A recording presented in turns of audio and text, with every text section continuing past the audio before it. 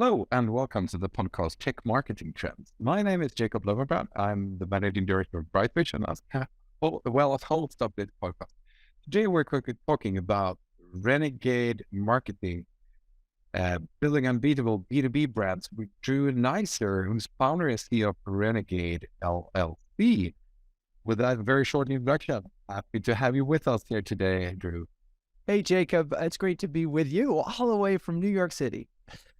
Oh, so awesome. And yeah, you have a long history in marketing and sales and B2B. So, I'm so happy to have you with us. And we're going to talk about your book, among other things and so forth. But maybe you can just warm up our audience a little bit by giving your, a background, what you've been doing, what do you do now, and so forth. Sure. I think when you say long experience, you might be hinting at old. I just want to say experienced and have been in the marketing world for quite a while. I started at traditional agencies, Wells Rich Green and JWT. I went to JWT because at the time it was called the University of Advertising, and I felt like I learned sort of the basics of packaged goods marketing. After JWT, I went to Chiat Day, very creative, and sort of learned everything about account planning. But all through those first sort of 10 plus years of the business, I kept trying to fight the role of the account person and the way agencies looked at marketing. Basically, they were advertising agencies, and I always felt there was more, and I was always interested in more. So after Chiat, I jumped to a Dentsu company, was working on one of their largest accounts, and they said, "Hey, Drew, we want to get this Panasonic account in the US. We need a new group to do that. Do you want to do it?" And I said, "Sure," under one condition, and that condition is we're not a traditional marketing agency. And they said, "We don't care, just get business." And part of the reason was at the time, Panasonic was at a company called Gray. Gray was a very traditional agency. So we started Renegade in like 93 as a concept, named it 96. And we were the anti-Gray. That's where we started. We would do everything they didn't. We built Panasonic's first website. We got them into all sorts of what would then be called guerrilla marketing programs. Anyway, condense that in 2008, I made the genius decision to buy Dentsu out. And I say that euphemistically or sarcastically because about 45 days after I bought Dentsu out, one of our clients defaulted on $500,000. We went into the worst recession since 1929. And our largest client, Panasonic, at that point was about to walk out the door. And so at that point, that was a major pivot. And that forced a lot of the things that get to the book here. So in 2008, I had to make drastic cuts in terms of the services the agency provided. I had to really bring focus because it was a desperate time and we needed desperate measures. So at that point, we pivoted and we got jettisoned a bunch of our groups and really focused on a couple of things. One was sort of brand strategy, and two was social media and content, because that was emerging as a new practice area. And that saved the business. It saved the company. And in order to do content, I realized I need to start doing this myself. So in 2000, actually a little before that, I started blogging. And once I started blogging, I said, I better start interviewing. Count back from there, I've interviewed now over 600 chief marketing officers. And that's what happens when you start something like this early and you keep at it. And so that has gotten me to the point where there's only two other people in the world that have interviewed more CMOs. And I know them, and they've both written books, and they're wonderful people. And so the thing that I've really learned, and probably the biggest thing about all of this, is it's a really hard job. And it's the most bespoke role in the C-suite. It's the hardest job, arguably, in the C-suite. And they really need expert friends in their corner. And that's the way I look at what we do today, which is really, and it's really my group, CMO Huddles now, and Renegade, support CMOs with community, with coaching, and with content. And that's the world that I live in today. having gone through major agency cycles and everything. And our business has continued to evolve. Wow, fantastic. It's so interesting to hear. And I'm really, curious about all the things you have learned over those 600 interviews and all the huddles you have on a regular basis as well. But you wrote the book 1.5, 2 years ago, something like that. I think you published it in 2021, so maybe it's just over a year ago. And that was called Renegade Marketing and 12 Steps to Build Unbeatable B2B Brand. And I suppose you put a lot of your experiences and thoughts in there that you have learned over the years. So maybe, and that also have given the same name to your company, Renegade, So can you talk to me a little bit about, what are the core ideas and learnings you have learned over the years that you have, distilled down into the Renegade Marketing concept and the book you wrote and so forth? Sure. Yeah, it's the simplest thing is what I noticed starting in about 2018. First of all, we started to focus on B2B at that point in time because I saw this moment where B2B was going from a backwater to really cutting edge, and I saw that as an interesting thing. I didn't like everything I saw, but I really did see B2B as a major opportunity and just a good focus for us. So what I noticed was that B2B marketing was getting ridiculously complicated. And that was a theory that I had, but I wanted to sort of make sure that that was truth. So early 2019, we fielded a research study among 133 CMOs, many of whom I'd interviewed over the last 5-10 years. And what we got back was, yes, indeed, it was like 90% yes, B2B marketing had gotten incredibly complicated. But what we didn't see is a correlation to effectiveness. Complicated, yes. Effective, no. There had been no change in effectiveness despite this complexity. And I think because of this complexity. So that was my sort of working theory with the problem I wanted to solve with Renegade Marketing is how do we radically simplify B2B marketing and give a framework so the CMOs could rethink what they were doing, because the playbooks, a lot of it's driven by what's happening in Silicon Valley, and venture capital and the PE firms all have the same playbook. And it's like, drive demand and just focus on that and just figure out, get your demand, get your tech stack set up, get your attribution model in place and just drive demand and make sure your pipeline is full. That's it. That's marketing in the SaaS world. And it's not. That's such a limited look at marketing. Great marketers impact the company. So I wanted to set up that framework and say, sure, we're going to still have to deal with demand. I get that. But there's a much bigger role here for B2B marketers. And that's what these 12 steps are about. Fantastic. So simplifying B2B marketing and so forth was one of the key insights and created this Renegade Marketing. And I know we can't cover all the 12 steps, even though I would love to hear it all laid out. But could you briefly explain a little bit, some of the steps and some of the insights you came across in order how to do this and the foundations you had, Sure. Got words to and explain a bit in the book. Yes. Well, if I'm preaching radical simplification, I better be able to radically simplify my own sermons, if you will. And so first of all, I do want to let your listeners know I have a 1-page cheat sheet that I am more than happy to share, which covers everything in the book in 1 page. So that's available. They just hit me up on LinkedIn. It's Drew Neisser on LinkedIn. Okay. Now, the book is actually divided into 4 sections, and that under the acronym CATS. And that's a really important part of the book. And if you take nothing away, the 4 characteristics, if you asked me, hey, Drew, you've interviewed 600 CMOs, what makes those folks the best of the bunch successful? And I'd say it's 4 characteristics. 1, they have the ability to be courageous, particularly when it comes to strategy. And that's so much harder than it sounds. 2, they have the ability to artfully ideate, so the A being artful. And it's not about just creativity in terms of design and so forth. It's about being artful in the way they communicate. Thoughtful is the T, and that's in the recognition that marketing has changed, and marketing is as much about service.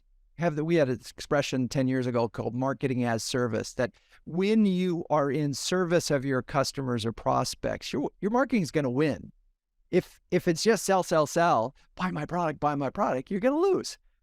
So thoughtful execution. And then the last one is, and you can have a courageous strategy, be incredibly artful in terms of the brand voice and the message and the story. You can be thoughtful in the way you execute against customers, prospects, and employees, customers, and you can still fail. And this is the part where you just have to have the scientific, what we call the scientific method. And that last one, while I don't dwell on it a lot, and it is still the hinge here that's so fun, because you would think, oh my God, measurement, entire, chapters on that. No, what we're really talking about is simplification everywhere. So even in metrics, and this is the place where I think marketing has gotten out of control. You got marketers are spending 30% of their budget on technology. What? That's not marketing. That's just technology. So yes, some technology actually makes you more efficient, and it's great. And I have nothing against technology, but the pendulum swung. Brands were spending too much on technology. And so we talk about automating attentively. And then lastly, in the last chapter of the book, we say test to triumph. And there's this moment where suddenly metrics become all the experimentation that you as a marketer know is the best part of the world that we do, is that we get to do and test and try interesting things. So that's the CATS framework. I'm happy to point out a couple of other specific chapters if you want. Yeah, please, because I know for one angle, and thank you for laying out that framework. I think it's very interesting, and there's a lot of nuggets in your book there. But one classic problem, I think, is that you do discuss in the book in a few sections. There is the conflict built in between being scientific, measurable, the growth marketing, where you more or less do it like a software development program, and then the creative part where you're crazy, try new things, bold, go your own way, just as you talked about in your agency days, where you did everything big agency and create a lot of success by that. And how do you balance those, extremes, so to say, and can you talk to us a little bit about that and what you wrote about those things? Yeah, and I think that's where, if you only read 3 chapters in the book, I would say just read the first 3 chapters, because everything springs from there. And so chapter 1 is called Clear Away the Clutter. And this is the problem that, the biggest problem marketers have is time, right? They don't have enough time to, in theory, do all the things that are on their to-do list. That's the problem. There's too much stuff. I mean, email is managing people, not the other way around. Calendars are managing people, not the other way around. So this chapter, Clear Away the Clutter, is just a moment to say, you may have 100 things on your list, but only 3 or 4 of them really matter. And you may be giving 100 things to your direct reports to do, but only 3 or 4 of those matter. So what are you doing? Clear away the clutter. And so that's part 1. Just start there. And then the next is the recognition. It's called Dare to be Distinct. This is the courage part. Dare to be distinct. And this is a bigger idea than simply creating creative messaging that stands out. Okay, this is bigger. This is about thinking about your company all the way in our pregame, we talked about IKEA. IKEA is an unbelievable example of a company that is distinct in every aspect of its business. Every single part of that company is distinct, and the sum of the parts make them stand on a category by themselves. So daring to be distinct says that you as a marketer are going to look at the company, not just the marketing, and figure out how can we be, in fact, distinctive from everybody else in our marketplace, in our category, if not the marketplace. And I'll give you one interesting little tiny example. So you're a company and you're SADA system. I interviewed the CMO probably a little less than a year ago. It's not in the book, but talking about what they do. They support companies' data in the cloud. Okay, pretty basic thing. And there are a lot of cloud service providers, and they used to support Google and Amazon and IBM and these big cloud services. They made the decision to focus on one. They dropped the other two, which is totally counterintuitive. Everybody wants to expand their market. By focusing on the one, they doubled their business. It's like, that was a big bet. That's a company bet, daring to be distinct. And once you start there, then it's a lot easier to get in the scientific stuff because you're differentiating, you're distinctively putting your brand somewhere where it's going to be hard to compete, not just on a messaging level, but on an everything level. So that's fantastic. Yeah, awesome. Those two really get you off to a good, and what is Renegade Marketing? It's a mindset. It's a mindset more than a methodology. There are 12 steps in the book, but the mindset is the CATS framework. The mindset stems from this notion that you can dare to be distinct. Yeah.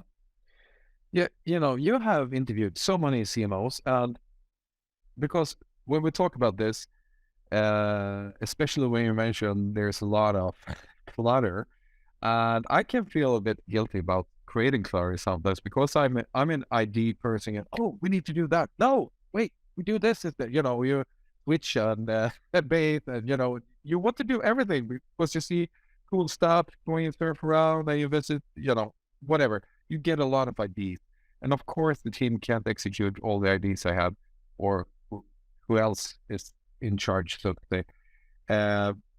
So which CMOs are you, how do successful CMOs handle their creative ideas compared to their discipline and driving their programs and sticking to what matters, and how do they know what matters?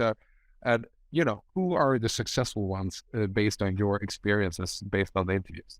So there were a lot of questions in there, and I'm going to try to break it down a little bit. And so on the biggest picture level, what you find behind successful CMOs typically is an organizational operating system that sets priorities from the very top. It sets vision from the very top, sets priorities from the very top, and then they sort of trickle down. But all of it, if I talk to a junior person at Case Paper, which is one of the companies that I interviewed and talked to in the book, and it was a client of ours, every single one of them can tell you what the vision of the company is, what its purpose-driven story statement is, what are the 3 pillars of that story statement, and how do they fit in? And that's really important because how you fit into the greater thing solves so many problems. If you as an employee know, this is what we're doing, this is what we stand for, and they know, okay, and this is how I support what we stand for, their sense of satisfaction and gratification in the job is that much better. So look, the great CMOs are great leaders, then they're great marketers, and they often work for great leaders. I mean, CMOs cannot be successful without great relationships with their C-suite and board and their peers. So again, it's all about being a leader first and a marketer second. And being a leader means having an operating system. And so in Case Paper's case, and I'm a big fan of EOS, which is the Entrepreneur's Operating System, they actually operate under EOS, which if people haven't read it, there's a book called Rocket Fuel and what's the other one? Traction. Can't recommend it enough for entrepreneurs. It's just a way. And then so you come up with a great idea, Jacob. Your team will say, great, let's put that on the list, on the whiteboard for next quarter's quarterly review. Because it's not one of our rocks this quarter. Unless it supports a current rock, great idea, you're a visionary, keep them coming, but that's next quarter. There's a place for that. So great. I've set you up. I'd love to tell the story of Case Paper because it's a great example of how all this stuff comes together, if you want. Yeah, please. So what I love about this story is case paper sells paper. I mean, it's like in the US, there's a TV show called The Office, right? It's Yeah, I should just say that. It's like right. Thunder Mifflin. Exactly. What could be more of a commodity than case paper, than paper? And, case paper is not exactly that different of a name.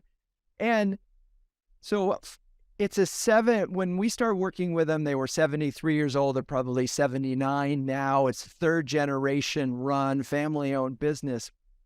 And this was a client, and they said, "Hey, Drew, this is a very dear friend now. We want to take case to the next level. We want to really take some of the energy that we have internally and make sure that it's felt externally." So we did our process. We did the interviews with customers and prospects, and we discovered a couple of things. One, this was a company based on incredible service that had kept them going. Service in itself isn't a differentiator, so we kept researching. And what we discovered that in the 1960s, they had an advertising campaign that was actually very funny. They had a history of humor. And if you know archetypes, there are 12 archetypes, you know that in B2B, there are almost no joker archetypes. They're very few. If you have the courage to be humorous, you will cut through right away. So we had service, we had this archetype of joker. And so now it was, how do we bring that to the brand? And here's a company called Case Paper. So the purpose-driven story statement, which is 8 words or less, that defines your brand, ideally your purpose, for them was on the case. Case paper, on the case. Pretty simple. It's a pun. It's on the case. We're on the case in terms of helping you get the paper that you need.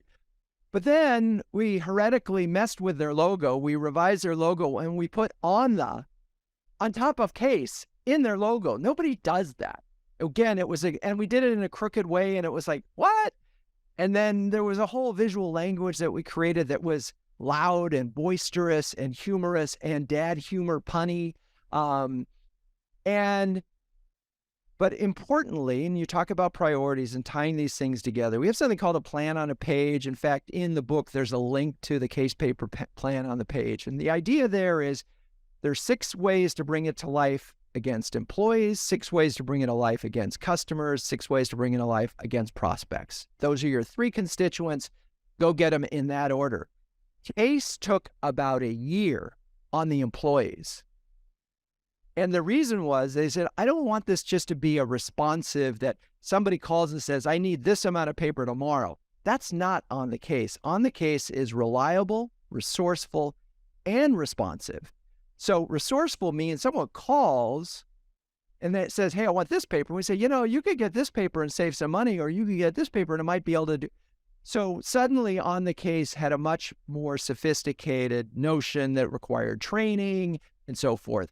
And goal setting, hey, if somebody calls, how quickly are we going to respond? All those things became part of what it means to be on the case.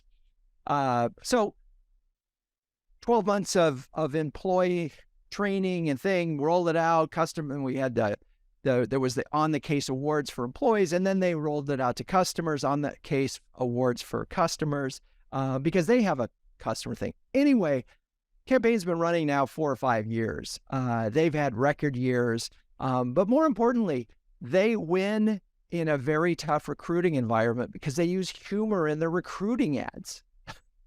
It's amazing. It's amazing, and it's such an easy story to tell. Case paper, we're on the case. So anyway, there's a lot more to the case, but it's amazing. A little bit of clarity, a little bit of humor, and some clear guidance on what it is that we're trying to do. And this is not a small company. They have 400 plus employees. Wow, what a cool story. And have you seen any, negative sides of going the humorous and funny way? Are they losing the lawyers or the boring people? One advantage of a family-run business is that they kind of don't, they have an attitude, which is, it's not to say they don't care, but they're willing to take it. If there was pushback, they'd be, but their targets are printers and art directors and designers, and they really are showing the human side of their business, that this is a fun company to do business, and of course a reliable one as well. Mm. Mm. I love it. I love it. What a story. Fantastic. And if we, you know, and that's the whole idea in a nutshell, to create a strong brand with some distinct aspects that is sticky and so forth, and also have a connection, of course, to the service and the products and things like that. So that was a really interesting part. And If I might add one thing, yeah, please. baked into that, I think it's chapter 5. Chapter 5 is called Perfect Pithy. And one of the, probably the most consistent problem I have with B2B brands is I'll talk to a CMO. I'll say, so talk about your business, and you got 8 words. You know, a lot of them can't do it. You know, and that's, if they can't describe their business in 8 words or less, they've got a problem. And this is what I talk about, the complexity of it. Well, for this group of people, we're the company that does this, and we can help them do this. And here are 5 features that differentiate us from the other 4 features of our competitor. Stop. Keep it really simple. I'm not saying you don't need to get into detail. It's a $100,000 B2B deal. You're going to have a lot of detail, but make sure it comes back to one big, clear idea, why you exist. Yeah, I like that. Really important, but also hard. I found out it's not that easy to find a purpose that is, because sometimes we read all these good to great books, and it sounds so easy to, yeah, we are the ones helping science to discover the cancer quest or things. But yeah, I would love to have that as our quest, but we're a marketing agency, or we're selling papers, as you say. So yeah, it's a lot of work to find those areas, but it's well worth the ride. I suppose the conclusion is. You know, you're right. And one of the things I talk about in the book is, you can read this book. I'm giving you the scalpels, but that's not going to make you a brain surgeon. You may need outside help when it comes to crafting purpose-driven story statements.